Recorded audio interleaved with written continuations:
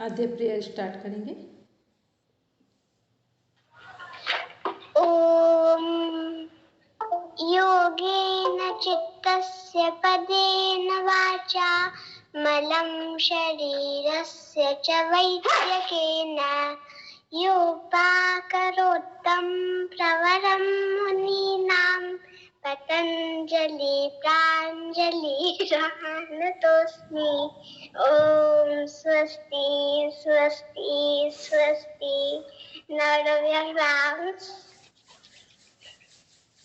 Touch your eyes. Then open your eyes.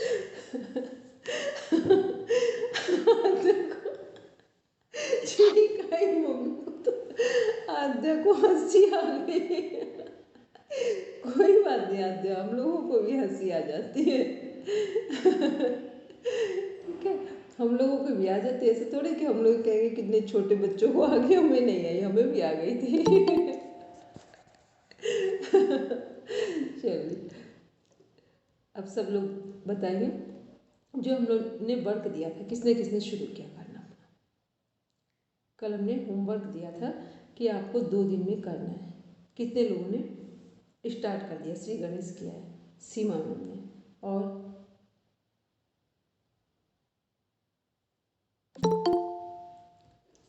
क्या हमने कहा, हमने वर्क दिया था कि 2 से 3 दिन में कंप्लीट करना है। तो हमने वो उस वर्क की स्टार्टिंग किसने किया? दीप्ति, याद है हमने क्या वर्क दिया था? नो मैम, कल बीच में। अच्छा, अंजू? मैम आज करूँगी। अच्छा ठीक है, उसको पूरा कंप्लीट कर लेना, क्योंकि 7th यूनिट भी इसी में कंप्लीट हो रही है और दूसरा उसमें वो भी कंप्लीट हो जाएगा, इसकी सेकेंड यूनिट भी हो जाएगी। यस मैम, कल सेंड कर दें। चलिए ठीक है, ठीक है। सीमा मैम कुछ कह रहे हैं कि वर्क शुरू हो गया, ये बता रहे हैं। हाँ दीदी, यही बता रही, लेकिन बहुत शॉर्ट में किया है मैंने वर्क, जो मेरे को आता था। अभी पूरा तो नहीं होगा, थोड़ा ही किया होगा कि पूरा कर लिया? नहीं नहीं, अभी एक यूनिट पूरी रह गई, 2 और नीचे वाली। अच्छा चलिए ठीक है, चलिए एक बार अपना अपना सिलेबस ओपन करेंगे। सभी लोग पूरा सिलेबस देखेंगे।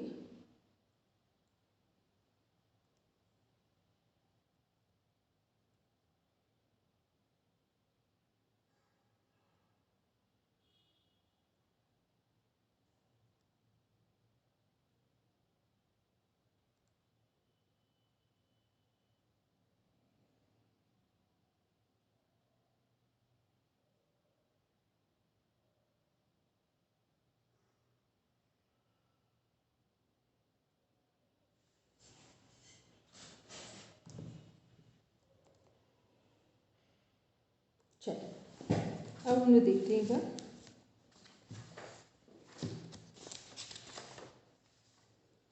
हमारे इसमें था कुछ 1-2 आंसर पूछ लेते क्वेश्चन के। रोल ऑफ शुद्धि प्रक्रिया in preventive, promotive and curative aspects of yoga therapy. Health, कर्म, कर्म शुद्धि, यम नियम, घट शुद्धि, षटकर्म, स्नायु शुद्धि, आसन, प्राण शुद्धि, प्राणायाम, इंद्रिय एंड मनोशुद्धि, प्रत्याहार, मन बुद्धि अहंकार एंड चित्त शुद्धि, धारणा, ध्यान एवं समाधि। इसमें जो हमारा ये है हेल्थ में जो घट शुद्धि है, ये घट शुद्धि कहाँ से ये कॉन्सेप्ट लिया गया है?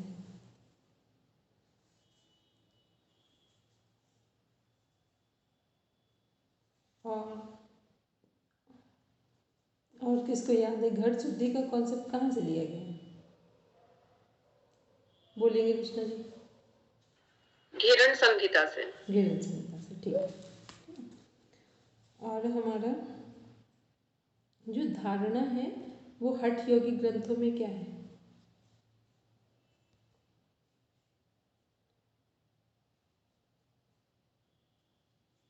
बोलेंगे दीप्ति? पंचमहाभूत। पंचमहाभूत है, और क्या है? धारणा शब्द क्या है? वो तो धारणा है पंच महाभूतों में, धारणा जो यहाँ है वो क्या है वहाँ पर? मैम धारणा उसमें भी है, मुद्राओं में भी है। वो तो वही हो गई, मुद्राओं में ही होगी। धारणा है क्या वहाँ पर? वो तो पंच महाभूतों में धारणा हो रही है, वो मुद्राओं का उसमें आ रहा है। बोलेंगे सीमा में? दीदी धारणा का मतलब मेरे को इतना पता है कि किसी भी देश काल में एक जगह पे केंद्रित वो धारणा है, केंद्र। बोलेंगे हरदीप भैया? मैम जो नाद अनुसंधान वाली वो है उसके अंदर है कि जो आरंभ अवस्था। धारणा त्राटक है। मैम वो स्थूल ध्यान भी हो जाएगा धारणा। कोई भी ध्यान हो, धारणा का अर्थ क्या है? कंसंट्रेशन है, इंग्लिश में नहीं। हमने कितने बार बोला है, जब भी पढ़ाया हमेशा बोला है जो यहाँ धारणा है, धारणा का इंग्लिश मीनिंग क्या है? कंसंट्रेशन है, एकाग्रता। ये तो है धारणा हमारी। धारणा क्या कर रहे हैं? यहाँ पर हम लोग चक्रों पर बाहिर्मुखी कुछ भी करेंगे, किसी ऑब्जेक्ट पर करेंगे, तो वहाँ पर त्राटक में क्या कर रहे हैं? क्या कर रहे हैं दीप्ति? त्राटक, ठीक है। और जब त्राटक में जब 3 प्रकार के त्राटक हैं, अधो त्राटक, पूर्ण त्राटक, बहिर त्राटक, और फिर अंतः त्राटक और अधो त्राटक। अंतः त्राटक में क्या करते हैं? अनुभव। अनुभव में क्या करेंगे? मैम सूर्य के प्रकाश को अपने अंदर महसूस करेंगे, उनकी पॉजिटिविटी को महसूस करेंगे। पॉजिटिविटी भी महसूस करेंगे, ये भी कह सकते हैं। और जो हम बाहर देख रहे थे अब उसे बंद आंखों से देख रहे हैं, ठीक है। यही त्राटक है, ठीक है। इसीलिए हमने हमेशा बताया कि जो धारणा है हमारे राजयोगिक ग्रंथों में, वहाँ पर क्या है? वो त्राटक है, हठयोगिक ग्रंथों में, ठीक। और उसका मीन्स भी पता है। धारणा मीन्स होता है एकाग्रता, कंसंट्रेशन। त्राटक से क्या मिलता है? एकाग्रता ही तो मिलती है वहाँ पर, ठीक है। बहुत सारे माध्यम हैं, लेकिन कुछ ऐसे बिंदु हैं जो प्रॉपर अपना ही काम कर रहे हैं और इसमें कुछ भी इधर उधर साइड में नहीं जुड़ा हुआ है। कोई कंफ्यूजन तो नहीं है दीप्ति अभी? चलो ठीक है, चलिए फिर आते हैं। इसमें एक और है कॉन्सेप्ट हमारा। चलो उपेक्षा को समझाओ दीप्ति, क्या है?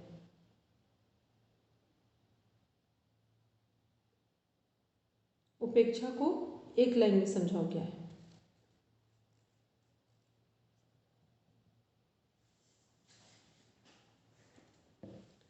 मैम उपेक्षा का मतलब उससे दूर रहना। किससे? जिससे भी हम उपेक्षा करना चाहते हैं, कोई स्थान या कोई परिस्थिति या संगति या कोई व्यक्ति या कोई वस्तु, कुछ भी हो सकता है। ठीक है, बोलेंगी राष्ट्रीय मैम? उपेक्षा में ये है कि हम किसी के जो गुण हमें पसंद नहीं आ रहे उनको भी इग्नोर करके उनको स्वीकार करना, या और अन्य चीजों को इग्नोर कर देना। आप कह सही रही थी पर कंप्लीट नहीं कर पाए। मतलब ये कि उनके जो अवगुण हैं, दुर्गुण हैं, उनकी उपेक्षा करना है, ठीक। बाकी का स्वीकार करना है। मतलब मान लो किसी के अंदर चोरी करने की भी आदत है, झूठ बोलने की भी आदत है, लेकिन जिम्मेदारी निभाने की पूरी आदत है, ठीक। कोई भी काम दिया गया वो पूरी जिम्मेदारी से निभा दिया। तो हमें क्या करना है? दो जो आदतें, चोरी करना, झूठ बोलना है, इसकी उपेक्षा करनी है। जो जिम्मेदारी की अच्छी आदत है उसको स्वीकार भी करना है, ठीक। और बोलेंगे पढ़ने में? यही कह रहे थे कि व्यक्ति की उपेक्षा नहीं करनी है, उसकी जो गलत आदत है उसकी उपेक्षा करनी है। मान लो भोजन है, तीनों चीजें आती हैं उपेक्षा में, व्यक्ति, वस्तु और परिस्थिति, ठीक है। मान लो आज का दिन है, उसमें कई बार नहीं लोग बोलते आज का पूरा दिन खराब गया, एक ये शब्द है, ठीक है। और फिर दूसरा एक ये भी है कि पूरा दिन गया पर 1 घंटे थोड़ा सा अच्छा भी रहा था, या 15 मिनट ऐसा हुआ कि कोई व्यक्ति आया तो वो 15 मिनट का माहौल अच्छा भी था, ठीक। ऐसे ही कई बार भोजन करते हैं तो उसमें मान लो 4 चीज़ें खा रहे हैं तो उसमें से कुछ नहीं पसंद है, पर कहना या अगर हम ध्यान से जीवन जीते तो हम लोग क्या बोलेंगे कि इसमें से 4 में से एक चीज़ थोड़ी खाने लायक थी, हो सकता है 3 नहीं थी पर एक थोड़ी सी खाने लायक थी। तो इसका मतलब है कि हम कितना तटस्थ होकर जीवन को देखते हैं। अन्यथा हम पूरे जीवन क्या बोलते हैं, ये व्यक्ति पूरा खराब है, हमारा जीवन पूरा खराब है। पूरा जोड़ते हैं, पूरा जब जोड़ते हैं इसका मतलब है कितना अनअवेयर होकर जीवन जी रहे हैं, कि पूरे का मतलब कुछ था ही नहीं जीवन में कहीं अच्छा। अगर था ही नहीं तो जीवित कैसे रह गए, अगर था ही नहीं तो जीवित कैसे रह गए। ठीक है, इसलिए हमने उपेक्षा को पूछा था। बोलेंगे अजय भैया? मैम जो आपने बोला ना उपेक्षा, ये ना योगी ही कर सकते हैं मैम। जो नॉर्मल बंदा है ना वो ये सोचेगा कि ये ना चोरी भी करता है और झूठ भी बोलता है और पर है जिम्मेदार, तो ये पूरी जिम्मेदारी से आके हमारा ये चोरी करके जाएगा और तब झूठ भी पूरी जिम्मेदारी से बोलेगा। तो मैम उसको उपेक्षा करना बहुत मुश्किल है, क्योंकि मैम हम जो नॉर्मल बंदे हैं ना वो चाहते भी ना, वो ऐसे होता है कि अगर किसी के अंदर 99 अच्छाइयां पर एक बुराई है ना, तो उस एक बुराई को उसके 99 अच्छाइयों के साथ जोड़ करके फिर उससे उपेक्षा ही कर लेते हैं।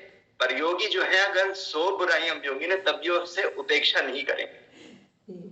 हरदीप भैया की बात से पूरा सहमत है, पर ऐसा नहीं है, योगी की बात नहीं। देखो अभी हम सब लोग भी हैं, हम लोग योगी में तो कहीं दूर दूर नहीं आते, लेकिन इतना जरूर है कि हमसे आपने जितने लोगों ने आज तक बात की होगी और शायद आप लोगों के अंदर भी ये गुण है। ठीक, हम अपना गुण नहीं कह रहे, आपका भी सद्गुण बोल रहे हैं।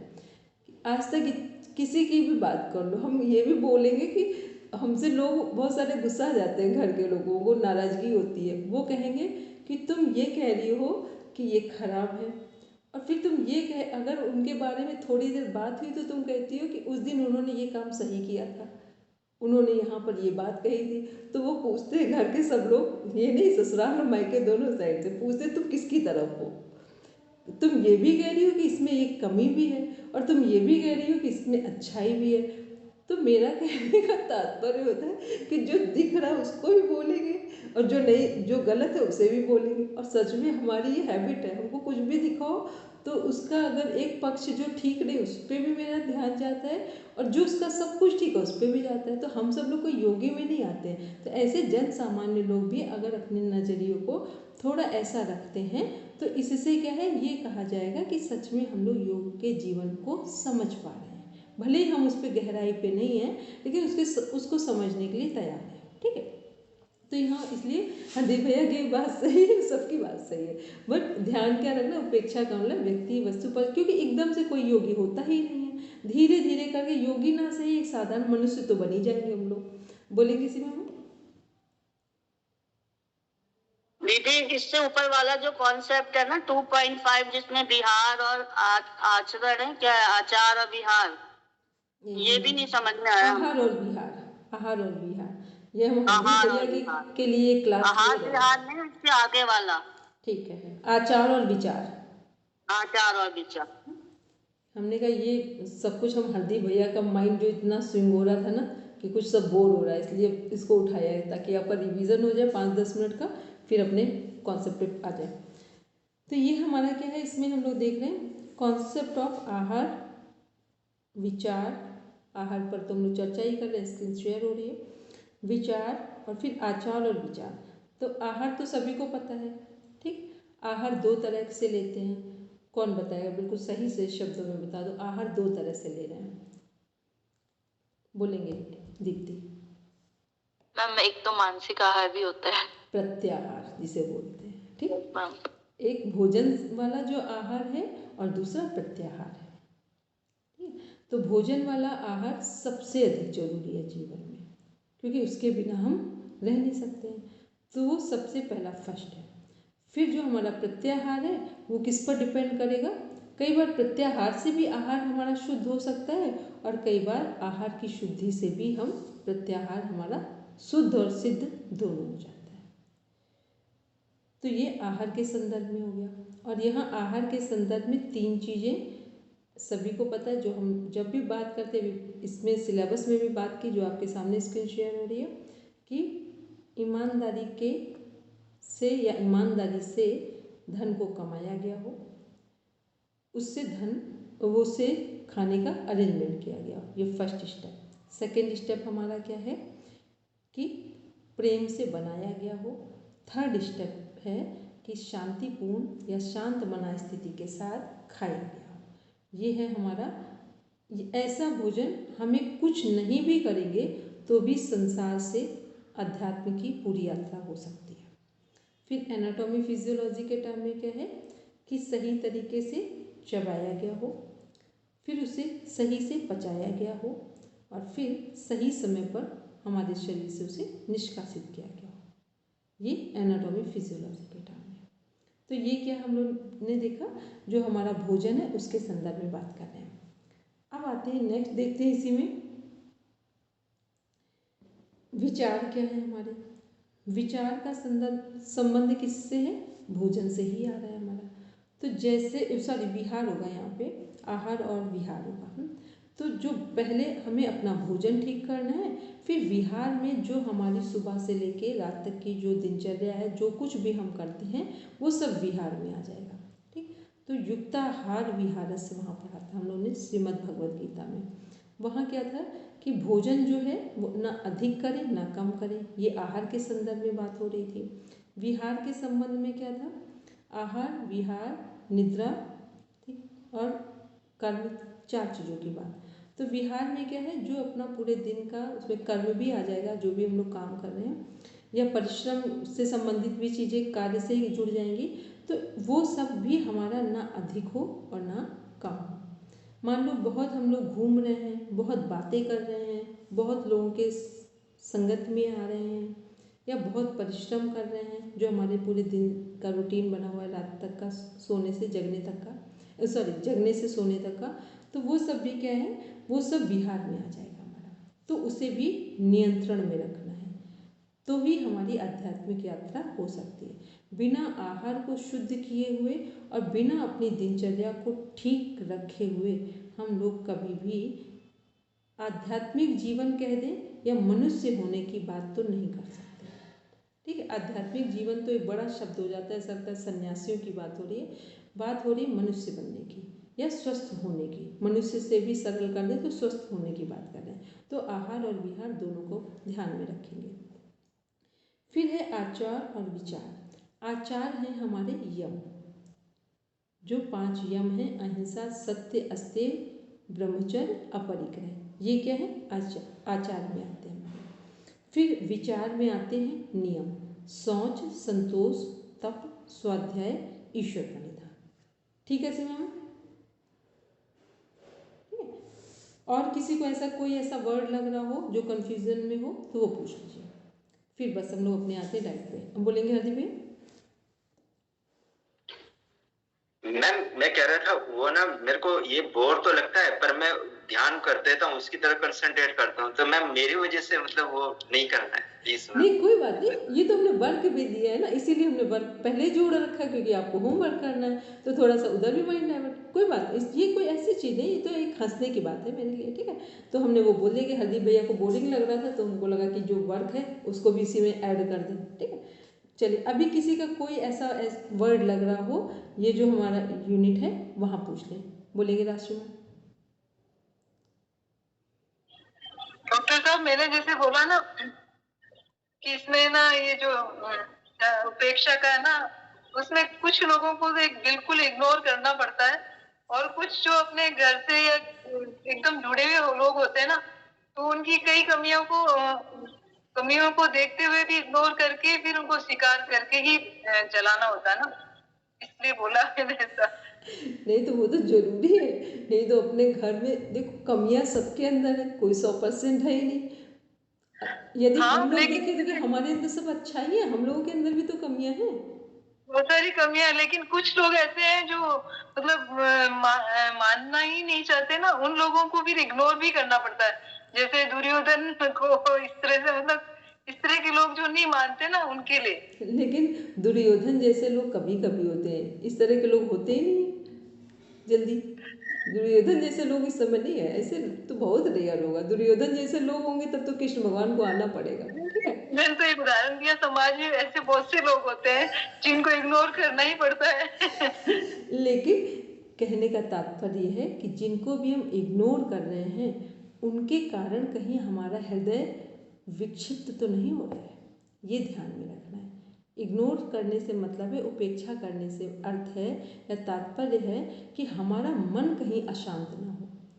कई बार होता है ना कि दूसरे को इग्नोर करते करते या उसको इग्नोर कर दिया है तो उसके विचार या उसकी चीज़ें हमारे मन को अशांत कर रही हैं। अगर हमारा मन किसी को इग्नोर करने पर या इग्नोर करने के लिए भी अशांत हो रहा है तो हमारी तो यात्रा रुक ही जाएगी, वो कहाँ पहुँचेगा ये दूसरा मैटर है।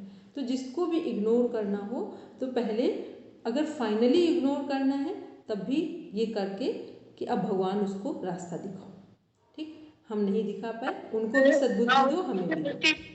हाँ, उनके प्रति प्रेम भावना तो रखनी चाहिए ऊपर ऊपर, जो उनके क्योंकि अच्छे के लिए। सारी अच्छी भावनाएं रखने से हमारा कल्याण होगा, ये फिर से ध्यान रखें। ठीक, दूसरों का नहीं होगा, हमारा खुद का कल्याण होगा। ठीक है, अपने स्वार्थ के लिए कुछ काम करने पड़ते हैं। ठीक है, बोलेंगे हार्दिक भैया, फिर आगे बढ़ते हैं। मैम वो दुर्योधन से मेरे को बात याद आ गई कि जैसे दुर्योधन जी है ना, वो जब युद्ध खत्म हो गया तो और ये अर्जुन और ये सारे स्वर्ग पहुंचे तो देखा दुर्योधन उनसे पहले ही बैठा हुआ है। तो वो कृष्ण जी को बोलते हैं कि भाई हमने सारी जिंदगी इतने कष्ट सहे, ऐसी तैसी कराई, और ये जो है पूरी जिंदगी सब अच्छी तरह जीता गया, हमारे को ही परेशान करता गया और हमसे पहले ये बैठा हुआ है। तो कृष्ण जी ने उनको बोला कि भाई ये कर रहा था पर डायरेक्टर मैं था, ये सुबह उठ करके यही बोलता था कि भगवान जी ये सब मैं नहीं करना चाहता हूँ, आप करा रहे हो और हो रहा है। तो कह रहे ये सब मेरे को अर्पण कर करके कर रहा था, ये सिर्फ और सिर्फ डायरेक्टर ने सेक्टर को ऐसे करने के लिए बोला था तो कर रहा था। तो ये चीज है। नहीं, सही बात है। तो इसलिए ना, इसीलिए कहा जाता है, देखो यहाँ जो भी हो रहा है ये तो पता है जीवन मरण हमारे हाथ में नहीं है। ठीक है, प्रकृति में परिवर्तन हमारे हाथ में नहीं है। तो यहाँ पर हम लोग बस ड्रामा करने के लिए आए, तो कम से कम ड्रामा जो भी करे वो अच्छा करे। ठीक है, विलेन बने तो श्रेष्ठ बने और हीरो बने तो श्रेष्ठ बने। ठीक है जी मैम, ईश्वर प्रणिधानी, मतलब इसमें यह नहीं है कि मेरे को तो परमात्मा ने वो नहीं, ईश्वर प्रणिधानी उसके बाद जो हो रहा है मैम, ऐसा नहीं है कि अपनी मर्जी से हम बुरे करें और बोले तो भगवान करा रहे, ऐसा नहीं है। नहीं, सही बात है। ठीक है, तो चलिए, तो अब हम ऐसा समझ सकते हैं कि अब सभी लोग ये वर्क कंप्लीट कर लेंगे। ठीक है राशि मैम, और किसी का अभी अपर्णा मैम या किसी को ऐसा लग रहा है कि यहाँ कोई प्रॉब्लम आ रही है हरदीप भैया यूनिट 2 को कंप्लीट करने में? ठीक है, तो हम समझे किसी को भी नहीं आ रही। चलिए अब हम लोग एक बार देखते हैं अपना डाइट वाला पार्ट, आहार वाला पढ़ेंगे राशि मैम, जहाँ पे कैल्शियम की अधिकता की बात आ रही है। एक मिनट ऊपर से थोड़ा सा रुकेंगे।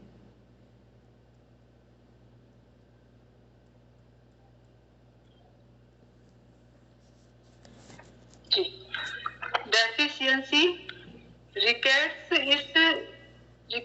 इस रोग में बच्चे की शरीर की वृद्धि रुक जाती है, टांगों की हड्डियां टेढ़ी हो जाती हैं, बो लेग्स एडी एवं कलाई चौड़ी हो जाती है तथा छाती की हड्डियों के सिरे मोटे हो जाते हैं। पिजन चेस्ट वह जल्दी टूटने वाली हो जाती है, माथे की हड्डी अधिक उभरी हुई दिखाई देती है जिसे फ्रंटल बॉसिंग कहते हैं। चलने पर घुटने टकराते हैं जिसे नॉक नी कहा जाता है। ऑस्टियोमलेशिया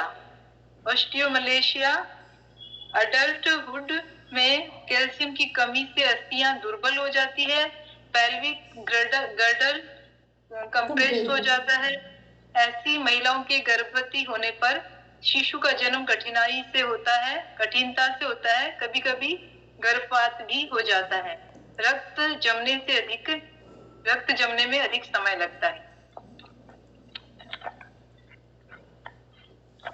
मांसपेशियों की गति अनियंत्रित हो जाती है जिससे हाथ पैर कांपने लगते हैं। इस स्थिति को टीटेनी कहते हैं।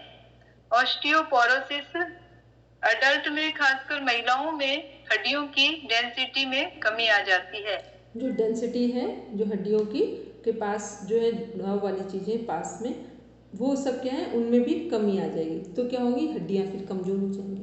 ठीक है। दूसरा इसमें जो एक प्रॉपर पॉइंट है उसको समझ लें। बाकी चीज़ों को तो इतना समझ में आ गया, समस्या कहाँ आ रही, हड्डियों में आ रही है और दांतों में आ रही है, और जो ब्लड है हमारा वहाँ प्रॉब्लम आएगी। क्योंकि जैसे ही हमारा कैल्शियम प्रॉपर रेगुलेट नहीं होगा या कैल्शियम प्रॉपर डाइजेस्ट नहीं होगा तो जो हमारा हीमोग्लोबिन है वो भी कम हो जाएगा। ठीक। तो बेसिक बस चीज़ों को हम लोग देखेंगे कि कैल्शियम की कमी से क्या हो रहा है और कैल्शियम की अधिकता से क्या हो रहा है। कल भी हम लोगों ने बात की थी कि जब भी कोई फीमेल प्रेग्नेंट होती है तो वहाँ पर 2-3 चीज़ों को विशेष ध्यान में रखा जाता है, कैल्शियम, आयरन, फाइबर, इन चीज़ों का विशेष ध्यान रखा जाए ताकि जो नवजात शिशु है और जो फीमेल जो महिला है वो दोनों ही स्वस्थ हो। अधिकता में देखेंगे क्या प्रॉब्लम्स आएंगी। अधिकता, कैल्शियम की अधिकता से भूख कम हो जाती है, vomiting, constipation, loosening of muscle होना देखा जाता है। रक्त में कैल्शियम की मात्रा बढ़ने से किडनीज में कैल्शियम अधिक एकत्र होने लगता है, अर्थात किडनी स्टोन हो जाता है, स्टोन्स हो जाते हैं।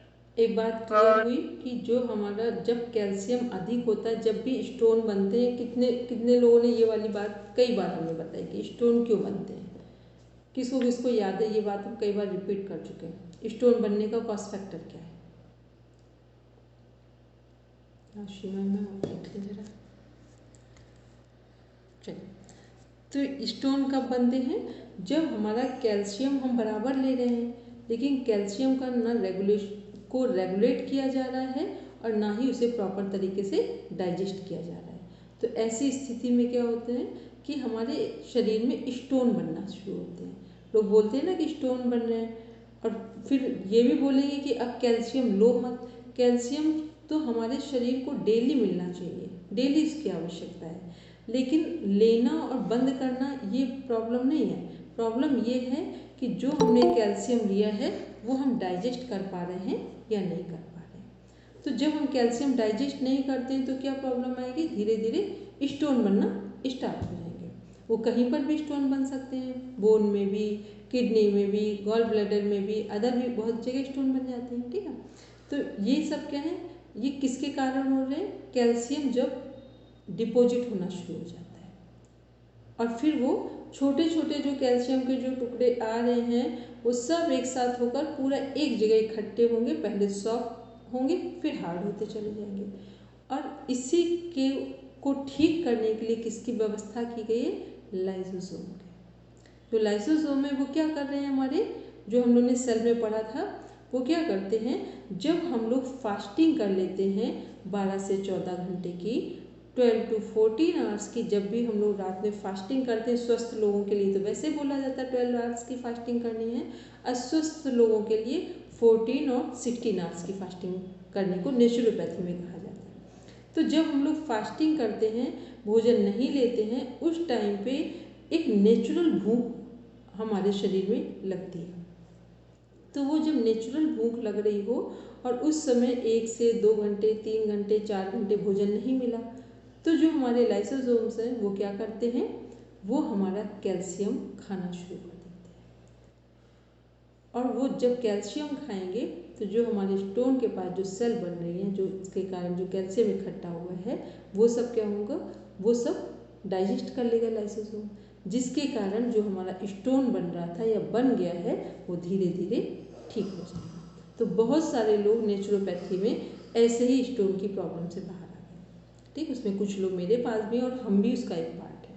ठीक है, हम जब 2020 में जब मेरा कोर्स पूरा हुआ था PhD का, तो वहाँ से आ रहे थे तो मेरी एक गॉल ब्लैडर में स्टोन की प्रॉब्लम, सिस्ट की प्रॉब्लम, और जो हमारी हील है दोनों साइड की जो एडी है, दोनों साइड बोन बढ़ गई थी।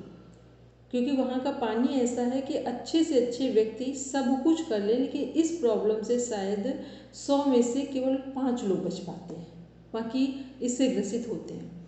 तो वो हम वहाँ थे, वहाँ क्योंकि हम 5 साल रहे थे, तो क्या हुआ कि जब हम अपने घर आए और कुछ प्रॉब्लम्स ऐसी हो गई कि वो प्रॉब्लम्स मेरे लिए ब्लेसिंग्स बन गई जाकर, कि बहुत बार ऐसा हो गया, कई कई दिन हो गया, या दिन वैसे डेली हो गया 12-14 घंटे का, कई बार हो गया 2-3 दिन खाना नहीं खाया। तो ये सब जो प्रॉब्लम थी वो मैंने सब सॉल्यूशन में बदली जाकर, और पता ही नहीं चला कि वो 1 ईयर के अंदर सारी चीज़ें ऑटोमेटिक नॉर्मल हो गई। वरना बोन का जो हील में बढ़ गई थी बोन, उसको ऑपरेट करने के लिए डॉक्टर ने बोला था। गॉल ब्लैडर, सिस्ट का और हिल का जो बोन बढ़ी थी दोनों साइड की, 3 ऑपरेशन करने के लिए बोला, और तीनों से ही हम बच गए। तो कभी कभी होता है ना, जो प्रॉब्लम्स होती हैं वो भी भगवान जी कुछ हमारे सॉल्यूशन के लिए भेजते हैं। तो वो भले जो भी कारण था, लेकिन वो मेरे लिए तो ब्लेसिंग्स बन जाके। तो ये ऐसे ही कैल्शियम जो हमारा इकट्ठा होता है, वो वातावरण के कारण हो, जलवायु के कारण हो, हमारे खान पान के कारण हो, तो जब वो स्टोन बन जाता है, तो वो जब हम फास्टिंग करते हैं तो जो लाइसोसोम्स हैं हमारे, वो क्या करते हैं, वो कैल्शियम को खाना शुरू करते हैं, क्योंकि कैल्शियम से ही भूख जल्दी से नॉर्मल होती है। तो वो खाएंगे, तो वो जैसे ही खाएंगे 2-3 दिन, 5 दिन, 10 दिन, 15 दिन, 1 महीने यदि ये आदत बनी रही, तो फिर हमारे अंदर स्टोन जो बन गए थे वो ऑटोमेटिक नॉर्मल आ जाएंगे। और डेली हमारी हैबिट है ऐसी 12 घंटे फास्टिंग करने की, तो कभी भी स्टोन से रिलेटेड प्रॉब्लम नहीं आएगी। कैंसर की सेल जो बढ़ती हैं वो सब प्रॉब्लम नहीं आएगी। ठीक है, क्लियर हो गया कि हमने क्या बताया कि कैल्शियम, लाइसोसोम सब कैसे कनेक्ट हो रहे हैं, फास्टिंग तीनों कैसे काम कर रहे हैं। और कैल्शियम को यदि हमें डाइजेस्ट करना है तो क्या करना है, डेली हमें विटामिन डी धूप लेनी है थोड़ी देर के लिए। ये नेचुरल सोर्स है हमारा। पढ़ेंगे जो अधिकता भी देख ली हम लोगों ने, अधिकता में क्या स्टोन बनेंगे, और कम होने पर क्या प्रॉब्लम्स आ रही थी हमारे बोन में, जो हमारी वीक हो रही हैं, या हमारे जो दांत हैं वो सब वीक हो रहे हैं। दांत वीक कैसे होंगे, मसूड़े से, गम से हटना शुरू हो जाएंगे। ठीक है, इसीलिए क्या किया है, कैल्शियम सही लें और सही ढंग से ऑयल से मसाज करते हैं मसूड़ों के। अभी हम लोगों ने क्या सीख लिया है, दांतों पर पेस्ट करते हैं। सही में पेस्ट कहाँ होना चाहिए था, पेस्ट का मतलब है दांतों में तो सफाई होती है कि दांत में कुछ फंस ना जाए। दांतों की मजबूती के लिए क्या करना था, जो मसूड़े हैं, जो गम्स हैं हमारे, उन पर काम होना चाहिए था। चाहे उस पर वो दातुन वगैरह का रस जाए चबाने का, या फिर जो ऑयल वगैरह है उससे मसाज करते हैं। तो ये सब क्या है, कैल्शियम जो है हमारा ऑयल में, वो मसाज के कारण दांत मजबूत रहेंगे। दूसरा जो बड़ी आंत है, जैसे ही हम अपने मसूड़ों पर ऑयल से मसाज करते हैं तो किसकी मसाज हो जाती है, बड़ी आंत की हो जाती है। तो यहाँ पर भी कैल्शियम को डाइजेस्ट करने में सपोर्ट मिल जाता है। अब पढ़ेंगे फास्फोरस। फास्फोरस कैल्शियम के बाद खनिज तत्वों में फास्फोरस की मात्रा अधिकतम होती है। शरीर के विभिन्न अंगों के निर्माण करने वाले तंतुओं, अस्थियां, मांसपेशियां तथा स्नायु संस्थान में फास्फोरस पाया जाता है। डेली रिक्वायरमेंट्स, अडल्ट एज है 19 एंड ओल्डर 700 mg। सोर्सेज, जो हमारी डेली रिक्वायरमेंट है फास्फोरस की वो कितनी है, जो एडल्ट लोग हैं या जो 19 ईयर्स के हैं या उससे बड़े हैं, उनके लिए 700 ग्राम की, 700 मिलीग्राम की आवश्यकता है। ठीक है, सोर्सेज देखते हैं। सोर्सेज, आहार जिनमें अच्छी मात्रा में कैल्शियम व प्रोटीन की उपस्थिति होगी, उसमें फास्फोरस भी उपस्थित होगा। दूध, पनीर, अंडे का पीला भाग, मांस, मछली तथा साबुत अनाजों में इसकी उपस्थिति होती है। फल तथा सब्जियों में फास्फोरस की उपस्थिति कम होती है।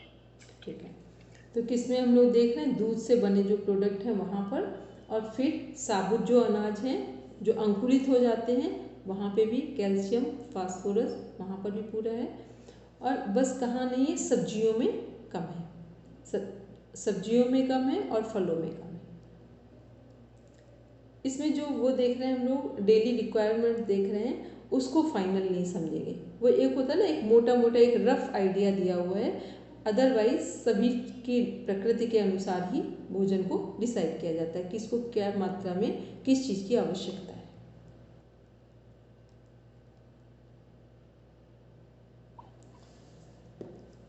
फंक्शन, फास्फोरस अस्थियों एवं दांतों के निर्माण में सहायक होता है। कैल्शियम के अवशोषण को बढ़ाता है। Maintains acid base balance in the blood. और फिर है मसल कॉन्ट्रैक्शन के लिए फास्फोरस महत्वपूर्ण भूमिका निभाता है। ठीक है, प्रणाम हेमंत भैया। प्रणाम जी। हेमंत भैया कुछ कहेंगे या कंटिन्यू करें? डेफिशिएंसी, इसकी कमी से अस्थियों में विकार उत्पन्न हो जाते हैं। अस्थियों व कंटिन्यू करिए, सबको नमस्ते। हाँ जी, अस्थियों व जॉइंट्स सख्त हो जाते हैं। बच्चों में शारीरिक वृद्धि रुक जाती है तथा थकान व भूख न लगने जैसे लक्षण दिखाई देते हैं। ठीक है, कम अगर डेफिशिएंसी कमी होगी तो क्या क्या प्रॉब्लम्स आ रही? अस्थियों व जॉइंट सख्त हो जाते हैं और बच्चों में शारीरिक वृद्धि रुक जाती है तथा थकान व भूख न लगने जैसे लक्षण दिखाई देते हैं। ठीक है, दीप्ति कुछ कह रहे थे क्या? तो मैम सर को नमस्ते कह रहे अच्छा, थे। ठीक, सबकी तरफ से हेमंत भैया को प्रणाम।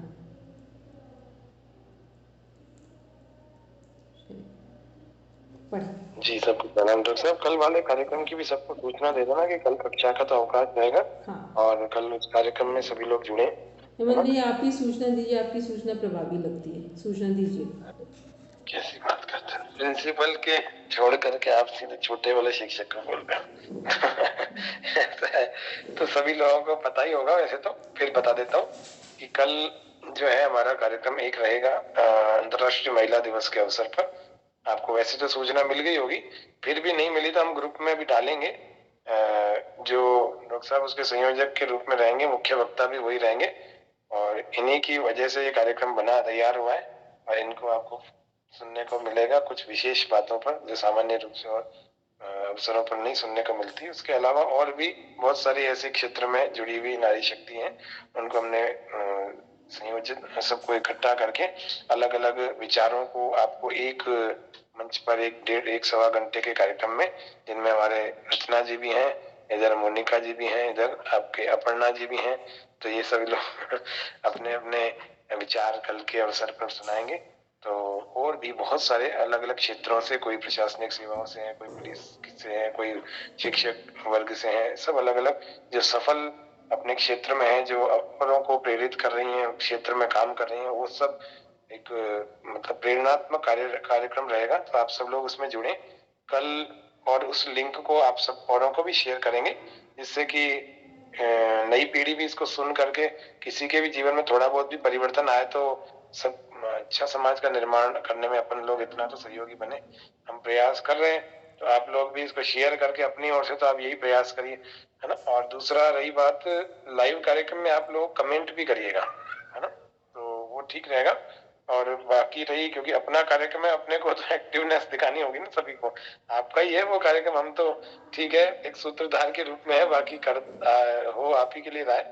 तो इसीलिए एक तो ये रहेगा, दूसरा कल कक्षा का अवकाश रखेंगे, है ना। और क्योंकि 6 बजे हमारे कार्यक्रम है और आपकी 7 बजे कक्षा होती है, तो जरूरी नहीं है कि कक्षा को कार्यक्रम करते ही तुरंत आपको कक्षा में अटेंड करा। तो कल तो हमारा ये ऑफ रहेगा क्लास। परसों का क्या रहता है वो आपको परसों बता देंगे। कल आपको इसमें एक्टिव रहना सभी, ठीक है। आप समझो 1 घंटा पहले कक्षा है, ऐसा समझ लो, तो 5:45 के आसपास। और अगर जिनके पास बड़ी टीवी है तो बड़ी टीवी में यूट्यूब आदि पर लगा लें, तो और अच्छे से देख पाएंगे। सब परिवार देखना चाहें, क्योंकि ये एक पारिवारिक कार्यक्रम भी है और जिन माताओं को बेटियां हैं उनके लिए भी एक अच्छा संदेश जाएगा, क्योंकि इसमें रचना जी ने भी काफी मेहनत की है, मोनिका जी ने भी की है, डॉक्टर साहब ने तो की ही है, और मैं भी थोड़ा बहुत कोशिश में लगा हुआ हूँ, तो अच्छी बात रहेगी। ठीक है, ये सूचना है और इसको आवश्यक रूप से अनिवार्य रूप से सभी को समय पर ज्वाइन करना है, ठीक है। ठीक है, हेमंत भैया का मैसेज सबको मिल गया है, तो सब लोग ध्यान रखेंगे कि कल हम लोगों को 6 बजे इस कार्यक्रम के लिए रेडी रहना है। ठीक है, जो अपनी अपनी तैयारी है वो आराम से करके रखेंगे और बाकी सब अपना मानसिक भावनात्मक सहयोग देंगे। ठीक, सबकी उपस्थिति अनिवार्य है, सबका मानसिक और भावनात्मक सहयोग अनिवार्य है। चलिए मतलब ये कोई ये ना समझे कि कल क्लास की छुट्टी है, समझो 1 घंटा पहले है क्लास, ऐसा समझ लो। कल रिफ्रेश करने का डे, मतलब आपका ही पर्व है ये, इसीलिए। ठीक है, वैसे भी हम लोग अंतर्राष्ट्रीय महिला दिवस है, तो हम लोगों की उपस्थिति अत्यंत आवश्यक है। और जो लोग हम लोगों की भावनाओं को सम्मान देते हैं, या जो लोग महिलाओं को लगता है कि वो सच में आगे आ सकती, उनको बढ़ाने में अपनी भूमिका प्ले कर रहे हैं, उन सबको भी धन्यवाद। इसलिए सभी के लिए कार्यक्रम है, वो महिला हो या पुरुष हो, बस सबको आगे बढ़ना है। इस कड़ी को जोड़ने के लिए इस कार्यक्रम में सभी लोग जुड़े। चलिए, अब हम लोग आते हैं अपने पॉइंट में, पढ़ेंगे राशि में। आयरन, लोहा, ये जीवन के रखरखाव के लिए बहुत महत्वपूर्ण और आवश्यक पदार्थ है। शरीर के कुल आयरन का 75% रक्त में मौजूद होता है। डेली रिक्वायरमेंट्स जो 25 से 40 मिलीग्राम। सोर्सेज, अंडा, मांस, यकृत तथा सूखे मेवे इसकी प्राप्ति के प्रमुख साधन हैं। विभिन्न गहरे रंग की पत्ती वाली सब्जियों में लौह लवण की अच्छी मात्रा उपस्थित रहती है।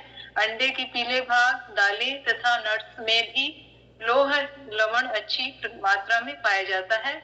गुड़, खजूर, मुनक्का आदि में भी लौह लवण अधिक मात्रा में उपस्थित है। हम लोग जो भी पढ़ रहे हैं इसमें 2-3 चीज़ें जरूर आ रही, अंडा, मांस, मछली, ये बिल्कुल सबसे रिच सोर्सेज में आ रहे हैं। ठीक, देखिए इसकी ज़रूरत नहीं है, हम लोगों के लिए और भी चीज़ें हैं, तो जो जिसके पास उपलब्ध हैं या जो हम लोग ले सकते हैं, तो उनमें भी सभी तत्व हैं। जरूरी नहीं कि ऊपर वाली 2-3 चीज़ों को पढ़ रहे हैं वहीं पर सारी चीज़ें हमको जितने भी पोषक तत्व हैं वहीं मिलेंगे। तो यहाँ पर देख रहे हैं जो हमारा लौह तत्व है किसमें किसमें, हरी सब्जियां जो पत्ते वाली हैं, सभी को पता है इसमें लौह तत्व बहुत अच्छा आयरन। और यदि हरी सब्जियों को हम लोग लोहे की कढ़ाई में बनाएं तो उसका रियल एसेंस आता है।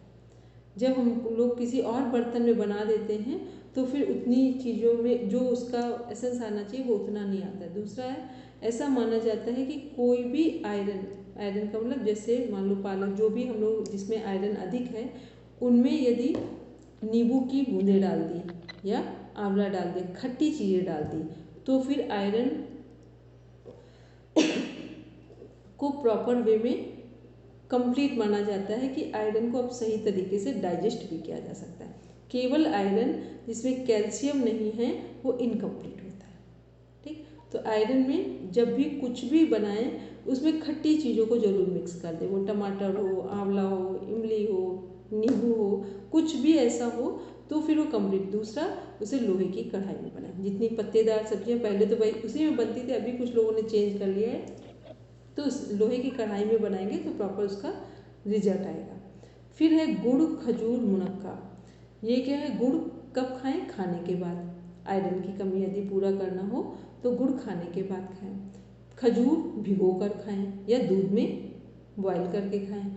मुनक्का भिगो कर खाएं या बॉयल करके खाएं, या फिर तवे पर सेक कर खाएं। मुनक्के को ऐसे भी खाया जाता है, हल्का हल्का धीमे धीमे गैस में जो आँच है हमारी आग है उसमें हल्का हल्का यदि सेकते हैं बिल्कुल सिम करके गैस को, तो फिर उसके बाद उसको में हल्का सा नींबू डालें और फिर खाएं। तो किसी को कितने भी लंबे समय से भूख ना लग रही हो, या बड़ी आंत में अल्सर हो गए हों, और या फिर ये कह दें कि खाना डाइजेस्ट नहीं हो रहा है, पेट साफ नहीं हो रहा है, वहाँ सभी जगह सपोर्ट करते हैं। तो ये सभी क्योंकि चीज़ें जो हम खाने जा रहे हैं वो कैसे खाएं ये भी महत्वपूर्ण है। तो वही चीज़ें हमें लाभ देती हैं, अन्यथा फिर वो नुकसान देती है। या ये कह दें कि फिर वो 100% में फिर 10% हमें लाभ पहुंचाएंगे। तो हम लोग ने देख लिया कि हमारे जो कैल्शियम है, फास्फोरस है, आयरन है, ये किन में हमें मिल रहा है। फंक्शन देखेंगे। फंक्शंस, आयरन सॉल्ट्स हीमोग्लोबिन का निर्माण करता है। यह मसल कंट्रैक्शन में अत्यंत उपयोगी है।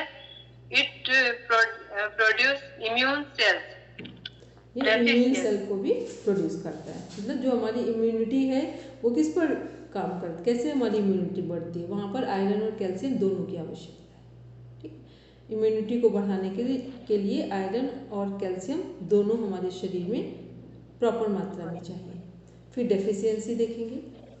डेफिशिएंसी, शरीर में आयरन की कमी से रक्त में हीमोग्लोबिन का निर्माण ठीक तरह से नहीं हो पाता है, अतः रक्त में हीमोग्लोबिन की मात्रा कम हो जाती है, फलस्वरूप एनीमिया रोग हो जाता है। एनीमिया के रोगी को दुर्बलता तथा रुकावट का अनुभव होता है, रोगी चिड़चिड़ा हो जाता है तथा दिल की धड़कन बढ़ जाती है, हाथ पांव और चेहरा पीला पड़ जाता है तथा पांव में सूजन आ जाती है। ये हम लोग क्या पढ़ रहे हैं, जब हमारे शरीर में हीमोग्लोबिन कम होता है तो ये सारी समस्याएं हमारे शरीर में दिखाई देती हैं।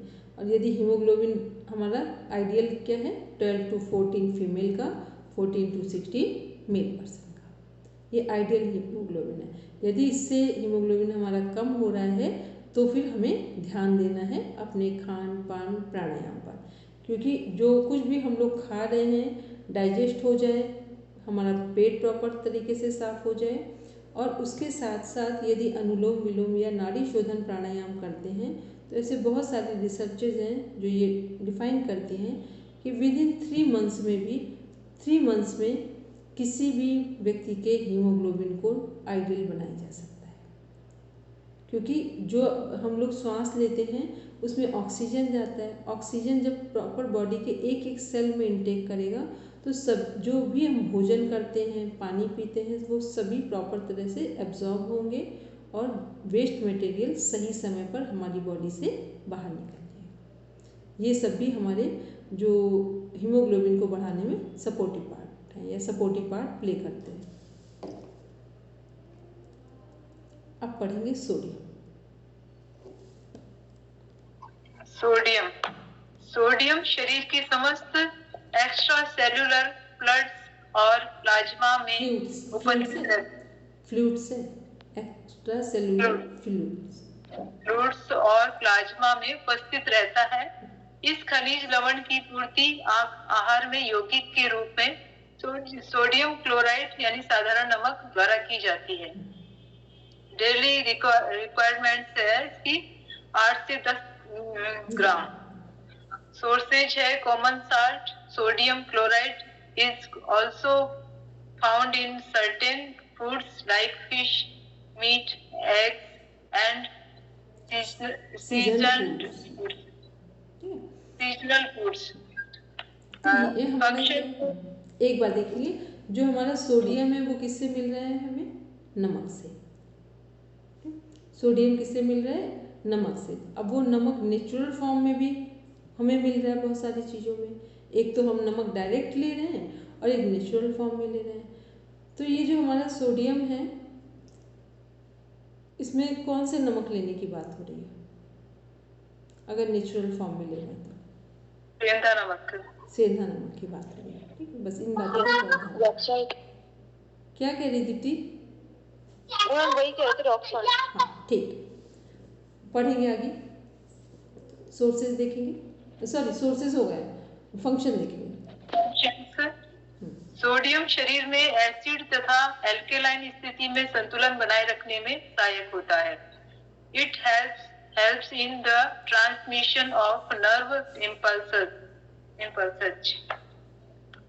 और इसके आगे है smooth functioning of nerves, muscles and body cells, maintenance of body fluid and electrolytes balance. ठीक है, इसमें हम लोग ऊपर देख रहे हैं it helps in the transmission of nerve impulses.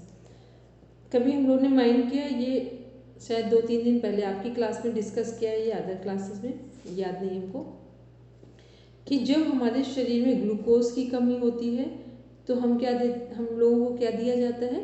मीठा, ठीक। और जब सोडियम की कमी होती है तब क्या दिया जाता है? नमक। कितने लोग इस बात को फील कर पाते हैं वो बस एक बार देख लें कि हमारे शरीर में नमक की कमी हो रही है या मीठे की कमी हो रही है। ये फील कितने लोग कर पाते हैं? वो हैंड रेज करें। ना पढ़ना मैम। और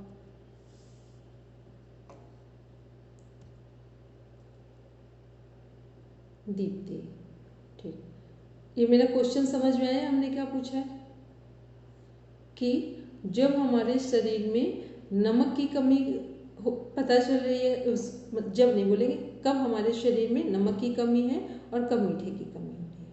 ठीक, तो नमक की कमी अगर हो रही है तो क्या स्थिति है? बीपी लो लग रहा है या हाई लग रहा है? नहीं, नमक की तो समझ में नहीं आती, लेकिन मीठे की जरूर समझ में आती है। लो होगा बीपी। अगर यदि नमक की कमी है तो बीपी लो होगा। ठीक, और बीपी हाई है तो किसकी कमी फील होगी? मीठे की। ठीक, हाई वालों को नेचुरल मीठे की जरूरत दिखेगी और लो वाले को किसकी कमी दिखेगी? नमक की। ठीक है, और जब हम लोग फास्ट होते हैं, फास्ट करते हैं जो लोग भी, आप देखेंगे उस दिन ऐसा लगता है नमक मिल जाए। ठीक है, क्यों लग रहा होता है? जिनका बीपी लो होता है या लो वाली टेंडेंसी है उनको ये फीलिंग आती है।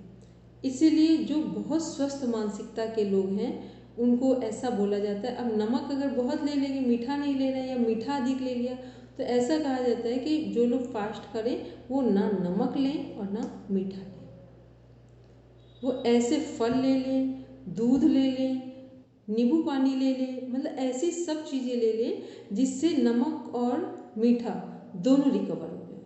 जैसे वो हो गया, ये क्या बोलते हैं, किशमिश है, भिगो कर रख दें और उसमें नींबू डाल दें, नमक और मीठे दोनों की कमी पूरी कर देगा। ठीक है, तो ऐसे बहुत सारी चीज़ें हैं जो ना नमक अलग से लें और ना मीठा अलग से लें। ठीक है, तो ये क्योंकि फास्टिंग में किसी को भी अधिक ले लिया तो फास्टिंग का मतलब नहीं रहेगा, फास्ट तो हो जाएगा बट फास्टिंग का कोई अर्थ नहीं निकलेगा। ठीक है, तो ये किसकी बात कर रहे थे कि नमक, तो इसलिए जब हम लोग कहीं से थक कर आते हैं तो हमें ग्लूकोज की ज़रूरत होती है, और जब ऐसा लगता है कि अब इतनी जो हमारा ब्रेन है अब वो काम नहीं कर रहा है, ब्रेन वर्किंग में नहीं है, तो नमक की कमी होती है। ठीक, इसलिए दोनों की कमी पूरा करने के लिए नमक, नींबू, चीनी का घोल बना कर दिया जाता है। तो उसमें हमारी दोनों चीज़ें एक साथ पूरी होती हैं, कैल्शियम और आयरन एक साथ पूरा होता है, या ये कह दें कि नमक और मीठे दोनों की कमी एक साथ पूरी होती है।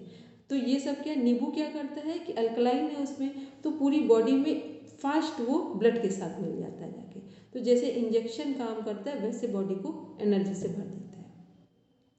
तो ये क्या है कि ये हमारे, और यहाँ चीनी में क्या करना है, कोशिश करना है कि जो मिश्री है वो हो तो बहुत अच्छा है। ठीक है, अब नहीं है तो बाई चांस में तो कुछ भी नहीं, आप जो यूज़ कर लें, बट मिश्री यूज़ करेंगे तो प्रॉपर उसका बेनिफिट मिलेगा। क्योंकि ये सब पढ़ रहे हैं ना, पढ़ने के साथ साथ ऐसा लगता है कि हमारे जीवन के लिए अधिक उपयोगी है। पढ़ना तो सेकेंड पार्ट है, बाई प्रोडक्ट है उसके साथ, या कुछ करना। ठीक है, पहले तो हम ही स्वस्थ हो जाएं, वही कुछ कम नहीं है। ठीक है, हम स्वस्थ है तो पूरी दुनिया हमारे लिए है, स्वस्थ नहीं है तो दुनिया ही हमारे लिए नहीं, तो हम दूसरा क्या करें, किसको पढ़ाएंगे, किसको सिखाएंगे। ठीक, तो ये हम लोग ने पढ़ा, कल तो नहीं हम लोग बात करेंगे, अब इस पर चर्चा करेंगे मंडे को। जितना पढ़ा है उसको प्रॉपर देख लेंगे। अच्छा, एक बार बस यस नो बताइए, ये PDF आपको शेयर किया गया है क्या? किया गया है, तो फिर सभी लोग पढ़ेंगे एक बार। ठीक है, कल तो ना टाइम मिले जिनको तो कोई बात नहीं, तो फिर कल शाम में या फिर परसों जो संडे का दिन है उसको प्रॉपर पढ़ के, और एक रफली एक नोट बना लेंगे, एक मोटा मोटा सा नोट्स बनाना है कि जितने हमारे 6 कंपोनेंट्स हैं वो कैसे वर्क कर रहे हैं, उनकी डेफिशिएंसी में क्या होगा और एफिशिएंसी में क्या होगा।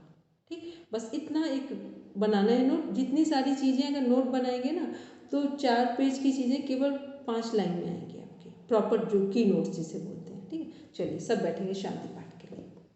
अपर्णा मैम का क्वेश्चन पहले हम शांति पाठ कर लें।